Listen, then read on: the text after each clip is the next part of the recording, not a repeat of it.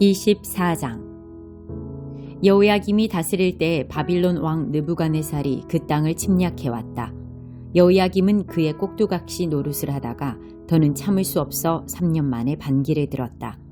하나님께서는 바빌론, 아람, 모압, 암몬의 기습부대를 연이어 그에게 보내셨다. 그분의 전략은 유다를 멸망시키는 것이었다. 하나님께서는 일찍부터 그분의 종들 곧 예언자들의 설교를 통해 이 일을 말씀하셨고 마침내 그 일을 행하셨다. 이것은 결코 우연이 아니라 하나님의 심판이었다. 므낫세, 예루살렘 거리마다 피해자들의 무고한 피가 넘쳐나게 한 살인자 므낫세 왕의 극악무도한 죄 때문에 그분은 유다에게 등을 돌리셨다. 하나님께서는 그러한 범죄를 간과할 수 없으셨다. 여호야김의 나머지 생애와 시대는 유다 왕 연대기에 기록되어 있다. 여호야김은 죽어서 자기 조상과 함께 묻혔다. 그의 아들 여호야긴이 뒤를 이어 왕이 되었다. 이제 이집트의 위협은 끝나서 더는 이집트 왕이 유다를 침략해 오지 않았다. 이 즈음에 바빌론 왕이 이집트 시내와 유플라테스 강 사이의 모든 땅, 전에 이집트 왕이 다스리던 땅을 점령했기 때문이다. 여호야긴은 왕이 되었을 때 18살이었다. 예루살렘에서 그의 통치는 석 달밖에 가지 못했다. 그의 어머니는 예루살렘 출신 엘라단의 딸 느우스다다. 하나님 보시기에 그는 자기 아버지와 조금도 다를 바 없는 악한 왕이었다. 그때 바빌론 왕 느부갓네살의 지휘관들이 예루살렘을 공격하여 성을 포위했다. 지휘관들이 성을 포위하고 있는 동안 바빌론 왕 느부갓네살이 직접 성을 찾아왔다. 그러자 유다의 여호야긴 왕은 그의 어머니와 지휘관과 보좌관과 정부 지도자들과 함께 항복했다. 느부갓네살 제위 8년에 여호야긴은 바빌론 왕에게 포로로 잡혔다. 느부갓네살은 하나님의 성전과 왕궁의 보물 보관소들을 비우고 이스라엘 왕 솔로몬이 하나님의 성전을 위해 만들었던 모든 금기구들을 약탈했다. 이것은 전혀 놀랄 일이 아니었다. 하나님께서 이미 그렇게 될 것을 말씀하셨기 때문이다. 그런 다음 느부갓네살은 예루살렘의 모든 사람, 곧 지도자와 군인, 장인과 기술자를 강제 이주시켰다. 그는 그들을 포로로 끌고 갔는데 그 수가 10,000명에 달했다. 그가 남겨둔 이들은 가난한 사람들 뿐이었다. 느부갓네살은 여호야긴을 포로로 사로잡아 바빌론으로 끌고 갔다. 왕의 어머니와 그의 아내들, 고관들, 사회 지도자들, 그 밖의 주요 인물들도 모두 그와 함께 끌고 갔다. 군인 7,000명의 장인과 기술자의 수가 1,000명 정도 되었다. 그 후 바빌론 왕은 여호야긴의 삼촌 마따니아를 꼭두각시 왕으로 세우고 그 이름을 시드기야로 고쳤다. 시드기야는 왕이 되었을 때 21살이었다. 그는 예루살렘에서 11년 동안 다스렸다. 그의 어머니는 림나 출신 예레미야의 딸 하무달이다. 하나님 보시기에 시드기야 역시 악한 왕 여호야김을 그대로 베껴놓은 자에 지나지 않았다. 예루살렘과 유다가 맞게 된 이 모든 파멸의 근원에는 하나님의 진노가 있었다. 하나님께서는 심판의 행위로 그들에게 등을 돌리셨다. 그 후에 시드기야가 바빌론 왕에게 반역했다. 6장. 그러므로 유치원생 수준으로 그리스도를 그리는 데서 벗어나 멋진 작품을 만드십시오. 그리스도 안에서 무럭무럭 자라가십시오. 그 기초가 되는 진리는 자기 힘으로 구원받으려는 노력을 버리고 하나님께 돌아서서 그분을 신뢰하는 것과 세례에 관한 가르침과 안수와 죽은 자의 부활과 영원한 심판입니다. 하나님께서 도와주시면 우리는 이 모든 진리를 충실하게 붙들 수 있을 것입니다. 그러나 그 이상의 것이 있습니다. 그러니 계속 나아가십시오. 한때 빛을 보고 하늘을 맛보고 성령의 역사에 참여하고 하나님의 선하신 말씀과 우리 안으로 돌파해 들어오는 능력을 경험한 자들이 등을 돌려 그 모든 것과 관계를 끊어버렸다면 그들은 아무 일 없었다는 듯이 처음부터 다시 시작할 수는 없습니다. 그것은 불가능한 일입니다. 그들이 예수를 다시 십자가에 못 박고 공개적으로 부인한 것이기 때문입니다. 바싹 마른 땅이라도 비를 흠뻑 빨아들여서 농사짓는 사람에게 풍성한 곡식을 내면 하나님께 잘했다는 칭찬을 듣습니다. 그러나 잡초와 엉겅퀴를 내는 땅은 저주를 받습니다. 그 땅은 불에 타서 수확할 것이 없습니다.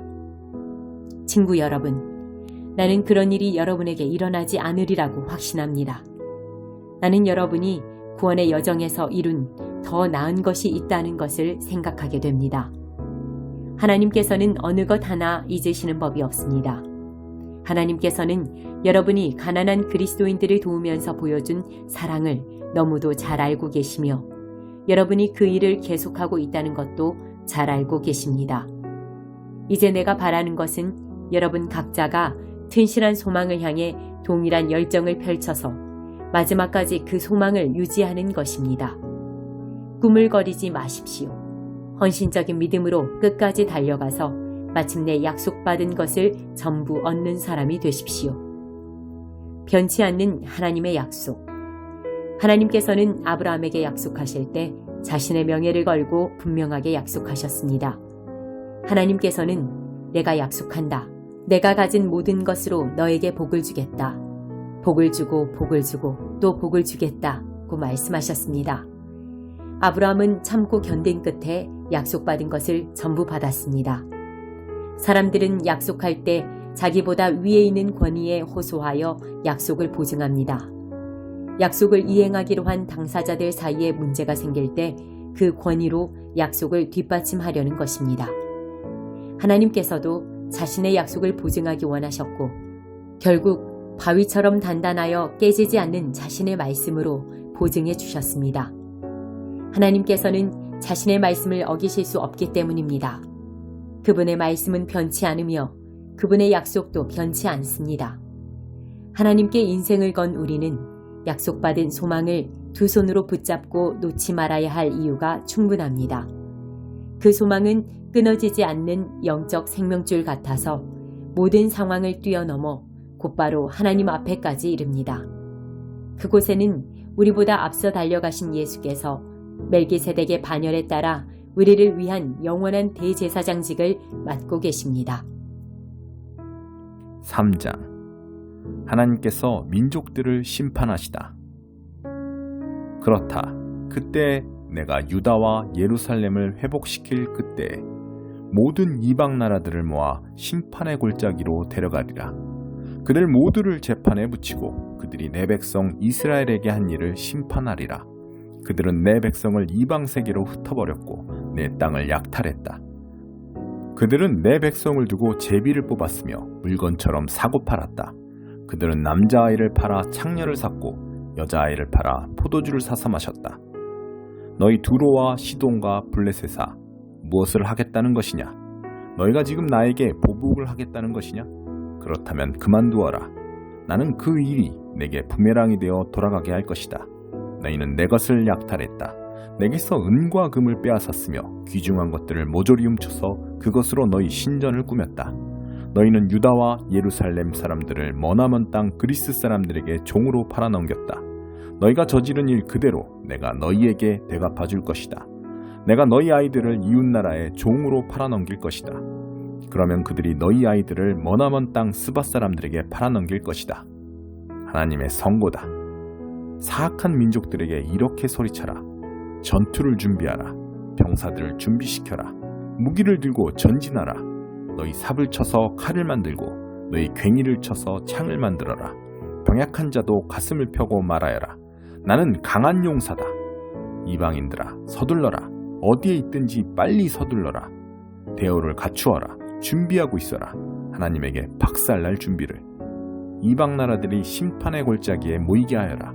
거기서 내가 자리 잡고 앉아 사방의 모든 민족에게 심판을 내릴 것이다. 낯을 들어라. 이제 추수할 때다. 포도주 틀이 가득 찼으니 포도를 짓밟아라. 포도주통에 최상급 악이 흘러넘친다. 혼돈과 소동의 소용돌이에 휩싸인 판결 골짜기. 하나님의 심판날이 판결 골짜기에 이르렀다. 하늘이 검게 변하고 해와 달이 어두워지며 별빛이 꺼진다.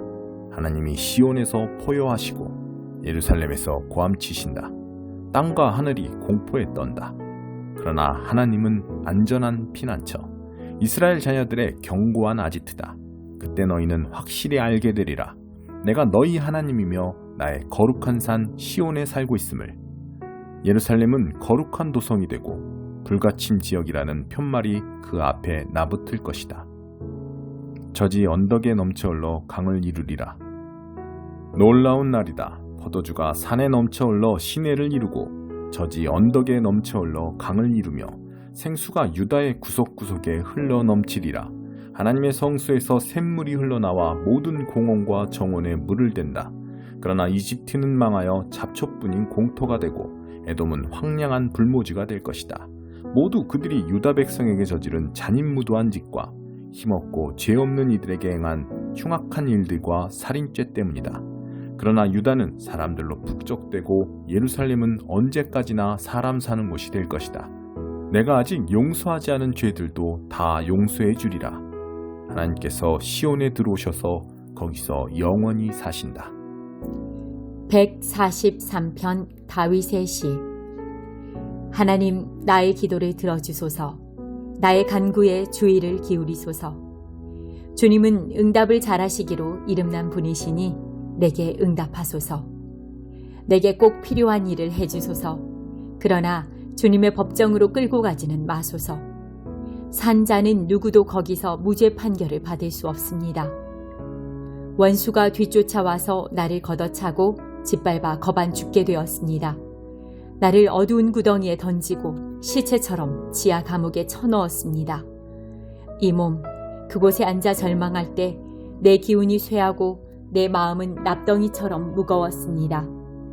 옛 시절을 떠올리며 주께서 행하신 모든 일을 곰곰이 되새겨 보았습니다. 사마귀 비를 갈망하듯이 내가 주님을 갈망하며 주님 향해 두 손을 높이 들었습니다. 하나님, 속히 응답하소서. 어찌할 바를 모르겠습니다. 외면하지 마소서. 모른 채 하지 마소서. 주께 버림받으면 나는 완전히 죽습니다. 아침마다 주님의 사랑스러운 음성으로 나를 깨워주시면 내가 밤마다 주님을 신뢰하며 잠자리에 들겠습니다. 어느 길로 가야 할지 알려주소서. 내가 귀를 세우고 모든 시선 주께 돌리니 하나님, 원수들로부터 나를 구원하소서. 주님만이 나의 희망이십니다. 주님은 나의 하나님이시니 주님이 기뻐하시는 삶 살도록 가르쳐 주소서. 주님의 복된 영으로 나를 이끄시고 탁 트이고 평탄한 초원으로 데려가 주소서. 하나님, 주님의 명성을 위해서라도 나를 살려주소서. 주님의 정의로 나를 이 고난에서 건지소서. 주님의 크신 사랑으로 내 원수들을 쳐 부수소서. 나를 괴롭히는 자들을 깨끗이 쓸어버리소서. 이 몸 주님의 종인 까닭입니다.